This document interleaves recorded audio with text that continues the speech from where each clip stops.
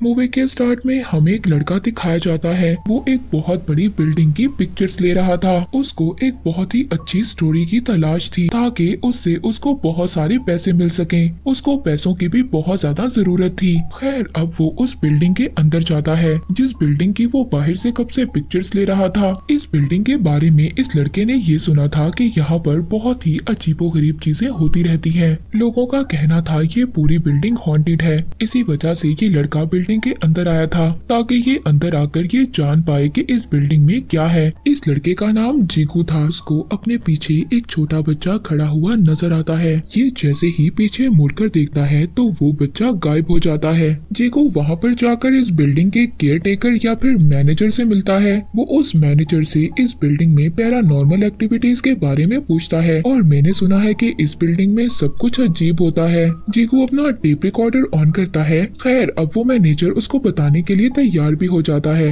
वो मैनेजर बताता है कि ये जो बिल्डिंग तुम देख रहे हो ना, ये पहले एक ऑर्फन हाउस था और यहाँ पर बहुत सारे बच्चे रहा करते थे और फिर अचानक एक दिन इस बिल्डिंग में आग लग गई। यहाँ पर जितने भी बच्चे थे सब इस बिल्डिंग में जलकर मर गए। कहता है कि मैं तुम्हें इस बिल्डिंग में होने वाले इंसिडेंट के बारे में बताता हूँ, तो सुनो। मैं तुम्हें स्टोरी सुनाता हूँ एक राइटर की। उस राइटर ने इसी बिल्डिंग में एक रूम रेंट पर लिया था। उस राइटर को अपनी लाइफ में बहुत ज्यादा सुकून चाहिए था ताकि वो भी तुम्हारी तरह एक अच्छी स्टोरी ढूंढे और उसको लिख सके, क्योंकि उसके घर में उसका एक छोटा बच्चा था जो उसको डिस्टर्ब करता रहता था। खैर अब वो अपनी कहानी पर फोकस कर रहा था और उसको राइट कर रहा था। तभी अचानक से उसको ये फील होता है कि नीचे वाले फ्लोर पर कुछ बच्चे खेल रहे हैं। अब इन सब चीजों के बारे में वो राइटर यहाँ के डीलर को बताता है, मगर डीलर तो ये जानता था कि नीचे वाले फ्लोर पर कोई भी नहीं रहता और वो ये भी जानता था कि ये जगह हॉन्टेड है, मगर पैसों की वजह से वो डीलर उस राइटर को कुछ भी नहीं बता रहा था।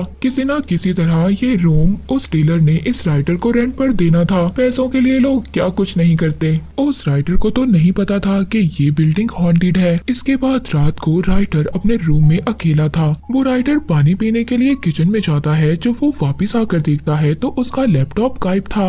राइटर जब पीछे मुड़कर देखता है तो उसको एक बच्चे की हंसी की आवाज आती है, हा हा हा, और फिर फौरन से दरवाजा खुल जाता है। तभी उसका लैपटॉप अचानक से नीचे आकर गिरता है और एक बच्चा हाथों के बल भागता हुआ उसको नजर आता है। मगर जब राइटर जल्दी से पास जाकर देखता है तो उसको कुछ भी नहीं मिलता। अब राइटर नीचे वाले फ्लोर पर जाने का डिसाइड करता है जहाँ से उसको बच्चों की आवाज आ रही थी। राइटर जब नीचे जाकर देखता है तो वहाँ पर बहुत सारे बच्चों के शूज पड़े हुए थे। राइटर गुस्से में सभी शूज को एक पैकेट में डालकर गार्बेज में फेंक देता है। तभी उसी रात उस राइटर का दरवाजा नॉक होता है। राइटर जब दरवाजा खोलता है तो बाहर वो देखता है जिन जूतों को उसने कूड़े में फेंक दिया था वो जूते दोबारा से उसके रूम के बाहर पड़े थे। फिर दोबारा से राइटर का दरवाजा नॉक होता है। राइटर जब अपने दूसरी साइड पर देखता है तो उसको वही जले हुए बच्चे दिखाई देते हैं। राइटर बहुत ज्यादा डर जाता है और नीचे गिर जाता है। उन जले हुए बच्चों की सोल्स रूहें उल्टी लटकी हुई थी जो कि उस राइटर को वहीं पर मार देती हैं। कहानी दोबारा से प्रेजेंट में आती है जीकू पर। जीकू अब उस मैनेजर से पूछ रहा था कि एंड में उस राइटर का क्या हुआ। इस बात पर उस बिल्डिंग का मैनेजर जीकू से कुछ भी नहीं कहता। वो बहुत ही वियर्ड बात करता है। कहता है कि तुम मुझे अपने बारे में कुछ बताओ। और जीकू को यहाँ पर मैनेजर एक बात कहता है कि हमें हमेशा इस बात का ख्याल रखना चाहिए कि हम किसको अपना बना रहे हैं। मैनेजर जीकू से कहता है कि अच्छा चलो मैं तुम्हें एक और स्टोरी सुनाता हूँ। जीकू को दरअसल एक हॉन्टेड एक हॉरर स्टोरी चाहिए थी जो बहुत ज्यादा अच्छी हो, अदरवाइज उसकी जॉब जा सकती थी। दूसरी कहानी वो मैनेजर जीकू को सुनाता है। ये कहानी एक फार्मासिस्ट लड़की की थी जो बहुत ज्यादा प्यारी थी। वो अपने रूम में शॉवर लेकर आई थी और उसके रूम में एक रेडियो चल रहा था जिस पर ये न्यूज चल रही थी। उस रेडियो में ये न्यूज चल रही थी कि एक आदमी ने अपनी बीवी और अपने 9 साल के बेटे का मर्डर कर दिया है और पुलिस वाले उस आदमी को ढूंढ रहे हैं। मगर वो लड़की अपनी मदर से बात कर रही थी। उसकी मदर अपनी बेटी को समझा रही थी किसी के साथ भी रिलेशनशिप में मत आना, क्योंकि उसकी मदर को उसके फादर से धोखा मिल चुका था और इसीलिए ये एडवाइजेस वो अपनी बेटी को दे रही थी। लेकिन वो लड़की अपनी मदर की बातें नहीं सुनती और फोन कट कर देती है। तभी वहाँ पर हम उसके साथ एक लड़के की पिक्चर देखते हैं। यहाँ पर हमें पता चलता है कि ये लड़की तो पहले ही अपने फ्रेंड के साथ रिलेशनशिप में थी। अब रात को उसका वही फ्रेंड उसके घर पर आता है। वो बहुत ज्यादा टेंशन में था। ये लड़की अपने फ्रेंड से पूछती है कि क्या हुआ। वो लड़का बताता है कि हमारे बारे में मेरी वाइफ को सब कुछ पता चल गया है और कुछ दिन के लिए मुझे तुम्हारे साथ ही रहना होगा। वो लड़की कहती है कि कुछ दिन क्या, तुम सारी जिंदगी मेरे साथ रह सकते हो।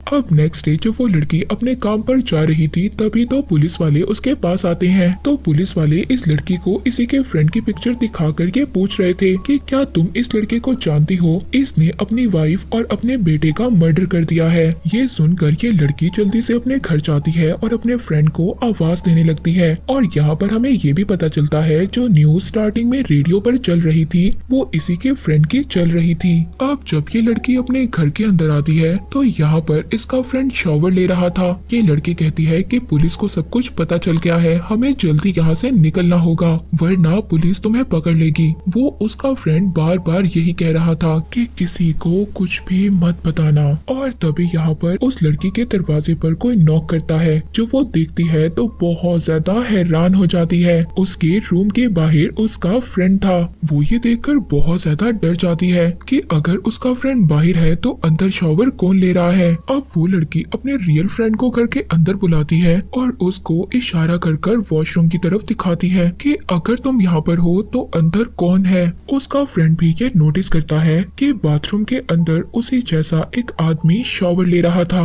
मगर तभी ये दिखाया जाता है कि इस लड़के ने अपनी वाइफ और अपने बेटे को कैसे मारा। उसके हाथ में एक हथौड़ी दिखाई जाती है जिससे उसने अपनी वाइफ और अपने बेटे का मर्डर किया था। तभी आसपास का सीन चेंज हो जाता है और घर की जो वॉल्स थी वो खून से भर जाती हैं। और जो शॉवर ले रहा था वो कोई इवल स्पिरिट थी। वो कहती है कि मैंने तुम्हें कहा था ना, तुम किसी को कुछ भी नहीं बताओगी। और इसी के साथ स्क्रीन ब्लैक हो जाती है, यानी कि उस इवल स्पिरिट ने उस लड़की और उसके फ्रेंड को भी मार दिया होगा। और ये स्टोरी सुनाने के बाद वो मैनेजर अपनी तीसरी कहानी स्टार्ट करता है। ये कहानी उसी डीलर की थी जिसने राइटर को रूम रेंट पर दिलवाया था। जिस डीलर ने राइटर को ये नहीं बताया था कि ये बिल्डिंग हॉन्टेड है। हम उस डीलर को देखते हैं जो टेबल पर बैठा खाना खा रहा था और वो बैठा किसी से बातें कर रहा था। हमें ऐसा फील होता है कि वो डीलर अपनी वाइफ के साथ बैठा बातें कर रहा था। मगर जैसे ही हम उस इंसान को देखते हैं जिसके साथ डीलर बैठा बातें कर रहा था,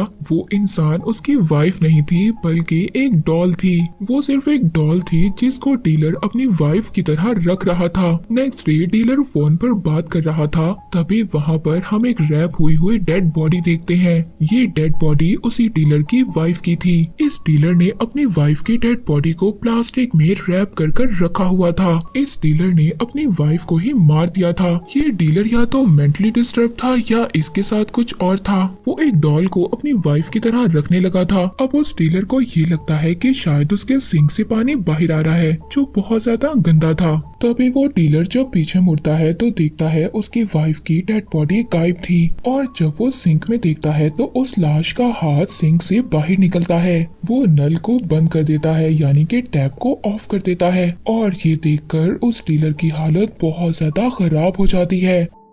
इसके बाद नेक्स्ट सीन में हमें दिखाया जाता है यही डीलर अगले दिन उसी डॉल के साथ बैठा खाना खा रहा था और तभी अचानक से इसको दोबारा से सिंक से आवाजें आने लगती हैं। जब वो सिंक की तरफ देखता है तो अचानक से उसकी डॉल पीछे से गिर जाती है। जब वो डॉल की तरफ देखता है तो उसके सामने उसकी बीवी की लाश थी। ये सब चीजें देखकर डीलर बहुत ज्यादा डर गया था और अब उसने खुद को एक रूम में लॉक कर लिया था। लेकिन उसको ऐसी आवाजें आ रही थी कि जैसे उसकी बीवी की डेड बॉडी प्लास्टिक से बाहर निकल रही हो और वो एक कबर्ड में छुप जाता है। तभी जो उसकी डॉल थी ना वो उसके पीछे आ जाती है और यहीं पर सीन कट हो जाता है। अब यहाँ पर मैनेजर ने चीकू को 3 कहानियां सुनाई थी। चीकू डीलर की स्टोरी सुनने के बाद उसी डीलर के पास जाता है जो अभी तक जिंदा था। वो मरा नहीं था मगर उस डीलर के दोनों हाथ कट चुके थे। इस बिल्डिंग, इस मेंशन में जो भी कोई चीज थी उस चीज उसने उस डीलर के हाथ काट दिए थे। उसको मारा नहीं था मगर वो ऑलमोस्ट बहुत ज्यादा पागल हो गया था। मगर यहाँ पर डीलर कुछ अजीब सी बातें बोलता है।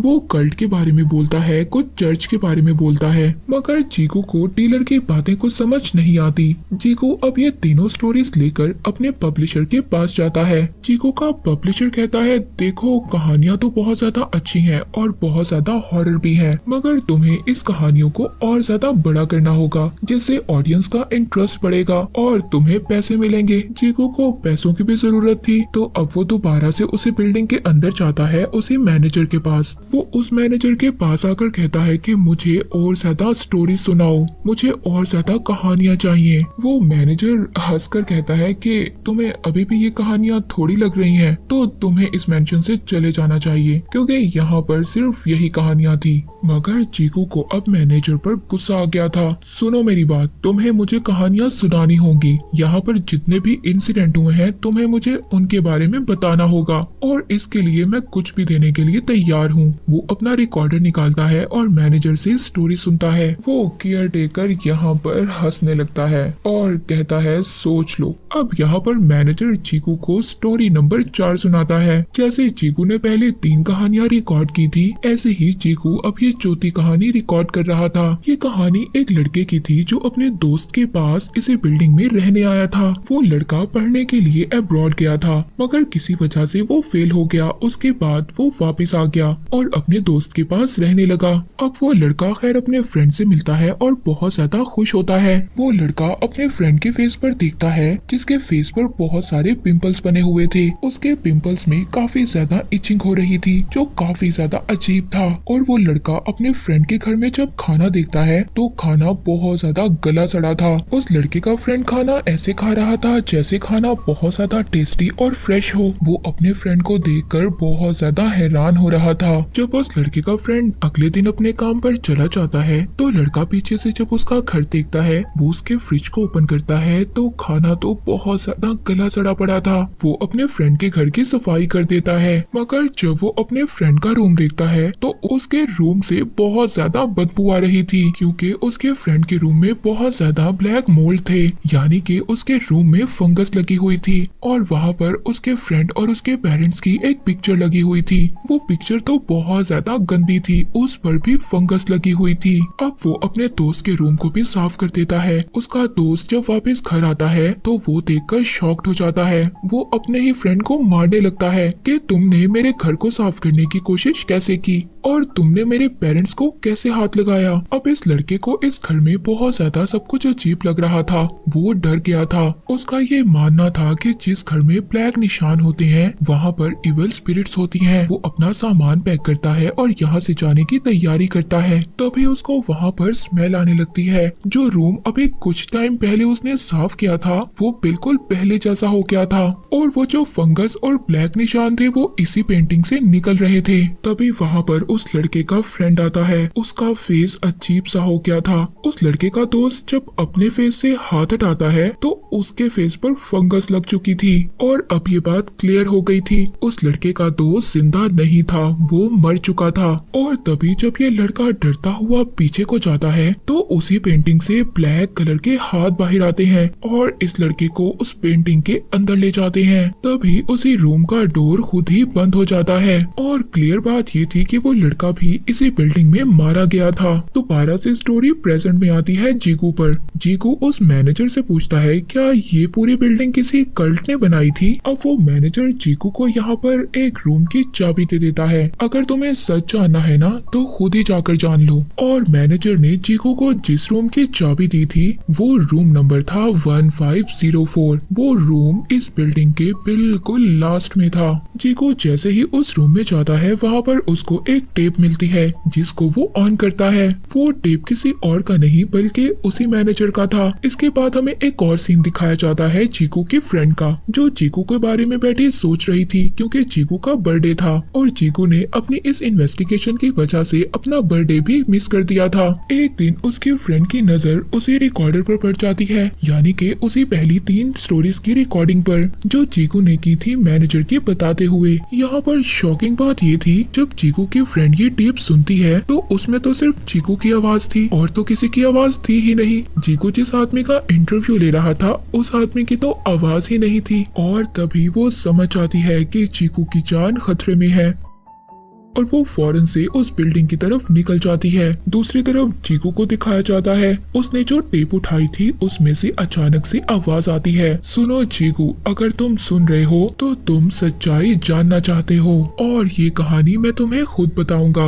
यानी कि ये आखिरी कहानी, फिफ्थ कहानी उसी मैनेजर की है। वो मैनेजर चीकू को कहानी सुनाता है कि जब मैं इस बिल्डिंग में पहली मर्तबा आया था तो तुम्हारी तरह ही था, मगर फर्क ये है कि तुम यहाँ पर अपने लिए स्टोरीज ढूंढने आए हो और मैं यहाँ पर चोरी करने आया था अपने फ्रेंड के साथ। और इसके बाद हमें मैनेजर वाली कहानी दिखाई जाती है। हम मैनेजर और उसके फ्रेंड को देखते हैं जो कार में बैठे बात कर रहे थे। यहाँ पर हमें पता चलता है कि ये बिल्डिंग किसी ऐसे ने बनाई थी जो डीमंस की पूजा किया करते थे और उन्हीं लोगों के ढेर सारे पैसे इसी बिल्डिंग के एक रूम में थे। अब मैनेजर और उसके दोस्त को पैसों की इसलिए जरूरत थी क्योंकि मैनेजर के फ्रेंड की मदर हॉस्पिटल में एडमिट थी और मैनेजर के फ्रेंड को अपनी मदर के इलाज के लिए पैसे चाहिए थे। इस वजह से वो इस बिल्डिंग में चोरी करने आए थे और अब वो उसी रूम में जाते हैं 1504 में, जिसकी चाबियां मैनेजर ने चीकू को दी थी। वहाँ पर इनको कल्ट के लीडर की लाश मिलती है। तभी वहाँ पर मैनेजर का फ्रेंड वहाँ पर जो पड़ी हुई कबर्ड थी उसमें से बाल निकलते हुए बाहर देखता है। जैसे ही वो पास जाकर देखता है तो वो बाल गायब हो जाते हैं, मगर इस बात पर वो मैनेजर यकीन नहीं करता। वहाँ पर जो लाश थी ना उस कल्ट के लीडर की, उस लीडर की लाश के पाँव में कुछ घुंघरुओं को बांधा हुआ था और वहीं पर एक कपड़ा भी पड़ा हुआ था। यहाँ पर मैनेजर अजीब सी बात करता है, तुम्हें पता है कि इस लाश को दोबारा भी जिंदा किया जा सकता है और इसीलिए तो इस लाश को ऐसे चेनों से बांध कर रखा हुआ है। मैनेजर का फ्रेंड उससे कह रहा था, सुनो मेरी बात, ये जगह मुझे सही नहीं लग रही, हमें जल्द से जल्द यहाँ से चले जाना चाहिए। और तभी वहाँ पर मैनेजर को उस लाश के मुंह से एक चाबी मिलती है जो कि उसी अलमारी की थी जिस कबर्ड के पास उसके फ्रेंड ने कुछ बाल देखे थे। मैनेजर अब उस कबर्ड को खोल देता है। वहाँ पर मैनेजर को बहुत सारे पैसे मिलते हैं। मैनेजर पैसे देखकर बहुत ज्यादा खुश होता है और कहता है, देखो हम अमीर हो गए। मगर तभी मैनेजर के फ्रेंड को पीछे से छन छन की आवाज सुनाई देती है। जब वो पीछे मुड़कर देखता है तो पीछे तो कोई भी नहीं था। वो दोबारा से जब पीछे देखता है तो उसके मुंह के पास वही लाश थी। इन दोनों ने उस लाश को जिंदा कर दिया था। मैनेजर का दोस्त उस लाश को देखकर भागकर उस बिल्डिंग से बाहर आ जाता है। वो जैसे ही अपनी गाड़ी को स्टार्ट करने वाला था तभी मैनेजर भी आकर गाड़ी में बैठ जाता है। उसका फ्रेंड मैनेजर से कहता है, तुम थे कहाँ पर, देखो मैं पैसे ले आया हूँ। तभी वहाँ पर मैनेजर कहता है, तुम क्या उस चीज को देखना चाहते हो जो तुम छोड़ आए हो। और तभी मैनेजर के दोस्त की नजर उसके पाँव पर पड़ती है जो मैनेजर के नहीं बल्कि उसी लाश के पाँव थे, क्योंकि उस पाँव पर घुंघरू बंधे हुए थे। जैसे ही वो ऊपर देखता है तो वो मैनेजर नहीं बल्कि वही लाश थी। वो मैनेजर की शक्ल में उसके दोस्त के पास आई थी और तभी वो मैनेजर के दोस्त को भी मार देती है। इसके बाद सीन शिफ्ट होता है दोबारा चीकू पर। चीकू को भी वही लाश नजर आती है। वो दोबारा से जाकर उसी कबर्ड में छुप जाता है जिस कबर्ड में से मैनेजर ने पैसे निकाले थे। तभी वहाँ पर वही मैनेजर आ जाता है, चीकू मैंने तुम्हारे साथ जितना भी वक्त गुजारा बहुत अच्छा था और मैं तुम्हें बहुत ज्यादा मिस करूंगा। ये कहकर जाते जाते वो चीकू का ही रूप ले लेता है और इसको देखकर चीकू बहुत ज्यादा हैरान हो जाता है। अब यहाँ पर इस स्टोरी में हमें पता चलता है जो इर्द गिर्द के चर्च के लोग थे उनको ये बात पता चल गई थी कि इस बिल्डिंग के अंदर डेविल वर्शिप होती है और इसके बाद कल्ट के लीडर की लाश को इसी रूम में बंद कर दिया गया था जिस पर कुछ घुंघरू बांध दिए गए थे और उसे एक पावर से कैद कर दिया था और पैसों की लालच में मैनेजर ने सारी गड़बड़ कर दी जिस वजह से वो लाश दोबारा से जिंदा हो गई। जितने भी लोग यहाँ पर रहने आए थे मैनेजर ने सबको मार दिया था और उस लाश को जो बेस्ट लगता था वो उसी की शक्ल ले लेती थी। अब चीकू उस कबर्ड में हमेशा के लिए बंद हो गया था। अब वहाँ पर चीकू की फ्रेंड आ जाती है। वो जब चीकू को वहाँ पर देखती है तो वो हैरान हो जाती है। उसकी आईज अचानक से ब्लैक हो जाती हैं और वो एक अजीब सी स्माइल देता है, यानी कि वो कोई और नहीं बल्कि वही कल्ट का लीडर था जो कि एक इविल स्पिरिट है। मगर चीकू की फ्रेंड समझ गई थी ये चीकू नहीं है। ये मूवी यहीं पर एंड हो जाती है।